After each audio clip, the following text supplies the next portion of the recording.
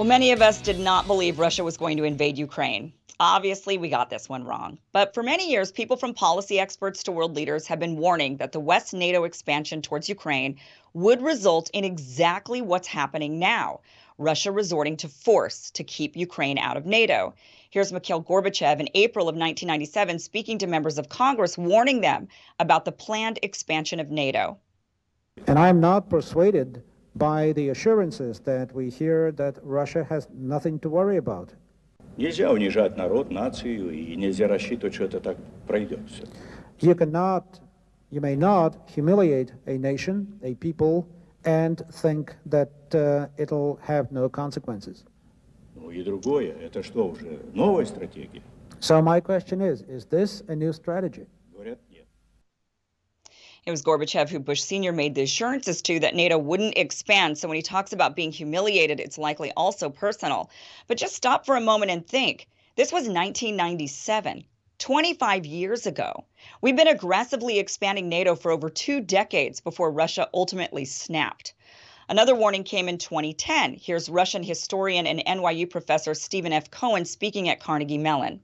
NATO expansion is not over for the Russians. It's a reality. NATO's sitting on its borders. It's not about future NATO expansion, it's about current. NATO expansion represents the following to Russia, and near this I will end. It represents a profoundly broken promise to Russia made by the first Bush that in return for united Germany and NATO, NATO would not expand eastward. This is beyond any dispute. People say, well, they never signed a treaty. But a deal is a deal. The United States gives its word unless we're shysters. And if you don't get it in writing, we'll cheat you. We broke our word. And when both Putin and Medvedev say publicly to Madeleine Albright and others, we, Russia, feel deceived and betrayed, that's what they're talking about. So NATO represents, on the part of Russia, a lack of trust. You break your words to us. To what extent can we trust you? Secondly, it represents military encirclement. If you sit in the Kremlin and you look out at where NATO is and where they want to go, it's everywhere. It's everywhere on Russia's borders. So he makes a great point about honoring our word, even if it isn't in writing, unless we're a bunch of shysters, he says. And maybe we are. In 2015, international relations expert John Mersheimer talked about how we're purposefully baiting Ukraine to take a hard line with Russia under false promises of inviting them into the West. But I actually think that what's going on here is that the West is leading Ukraine down the primrose path. And the end result is that Ukraine is going to get wrecked. And I believe that the policy that I'm advocating, which is neutralizing Ukraine and then building it up economically and getting it out of the competition between Russia on one side and NATO on the other side, is the best thing that could happen to the Ukrainians. What we're doing is encouraging the Ukrainians to play tough with the Russians. We're encouraging the Ukrainians to think that they will ultimately become part of the West because we will ultimately defeat Putin and we will ultimately get our way. Time is on our side. And of course, the Ukrainians are playing along with this. And the Ukrainians are almost completely unwilling to compromise with the Russians and instead want to pursue a hardline policy. Well, as I said to you before, if they do that, the end result is that their country is going to be wrecked. And what we're doing is, in effect, encouraging that outcome. I think it would make much more sense for us to work to create a neutral Ukraine. It would be in our interest to bury this crisis as quickly as possible. It certainly would be in Russia's interest to do so. And most importantly, it would be in Ukraine's interest to put an end to the crisis. Ultimately, Ukraine gets wrecked, he says. And that was in 2015, and we're watching this now in real time. The Ukrainians and Russians sat down at peace talks, and rather than agree to become neutral, which is Russia's demand, Ukraine is taking a hard line, and we're witnessing their country get destroyed as a result.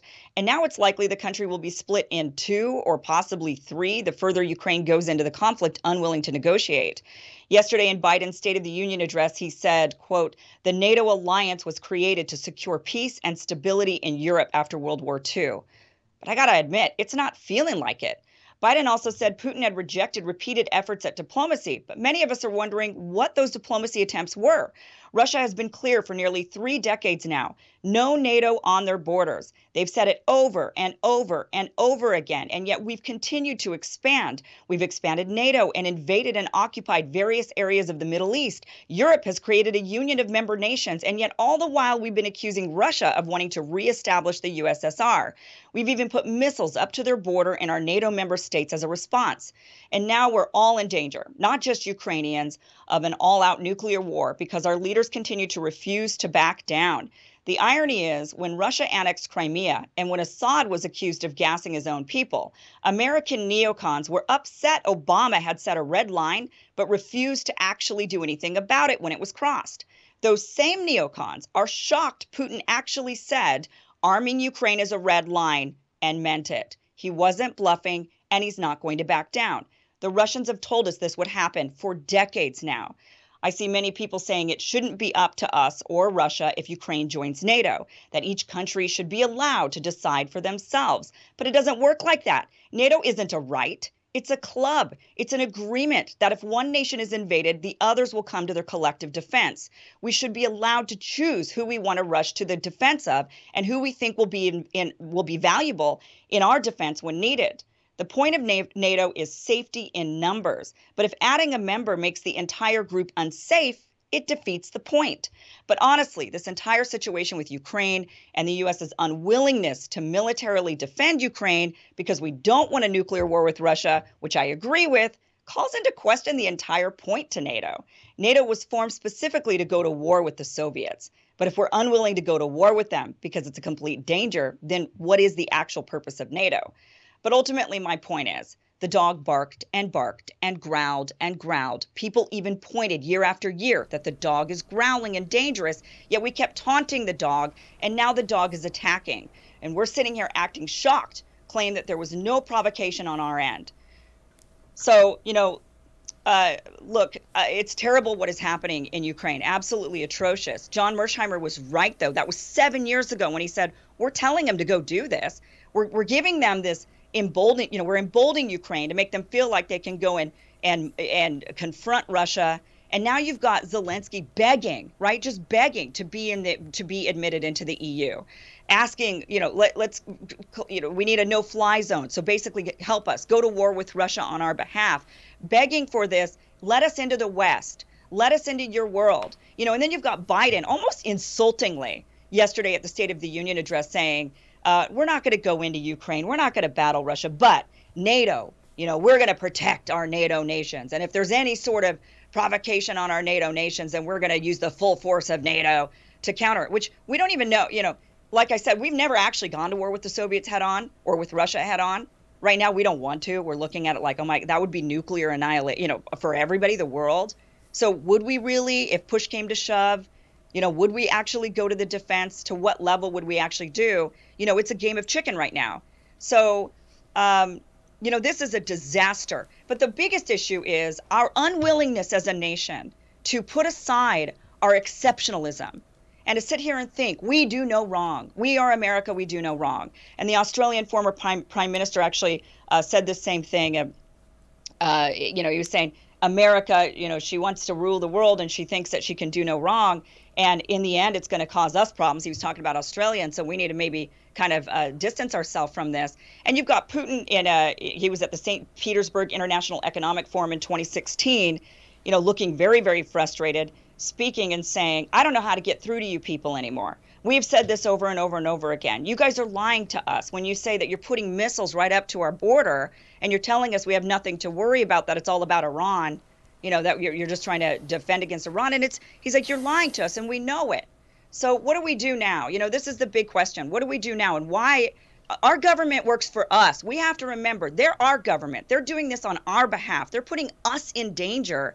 We have to speak out and say, no, we're fed up. We're not going to let you do this. We get it. Putin's a bad dog, right? He's the bad guy. Yes, he's attacking. He's bad. You don't like that dog. That dog's always been a problem. Fine. But you provoked it. And you've got to take responsibility for that. And we, the American people, need to tuck our tail between our legs just for once in order to prevent nuclear annihilation. I would like to see that happen, but it's not.